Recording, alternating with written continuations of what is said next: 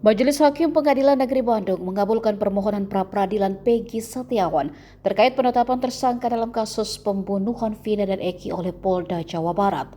Putusan dibacakan Hakim Tunggal Eman Sulaiman dalam sidang Senin 8 Juli 2024. Lantas, apakah Peggy akan mendapat ganti rugi atas kasus salah tangkap yang dialaminya? Dalam pasal 95 Undang-Undang Nomor 8 Tahun 1981 tentang Hukum Acara Pidana KUHP, tersangka atau ahli waris, dalam hal ini keluarga, bisa mengajukan tuntutan atas salah tangkap sesuai dengan putusan dari pengadilan yang menangani perkara.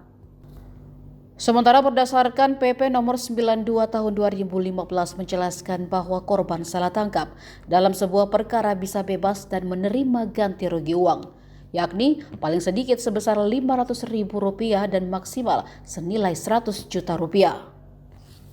Namun Polda Jawa Barat mengatakan dalam putusan tersebut tidak ada kewajiban untuk ganti rugi dan semacamnya. Kabidkum Polda Jabar, Komisaris Besar Polisi Nur Hadi Handayani menyebutkan, Polda Jabar hanya diharuskan membebaskan Peggy dan menghentikan penyidikan. Download Tribun X sekarang, menghadirkan lokal menjadi Indonesia.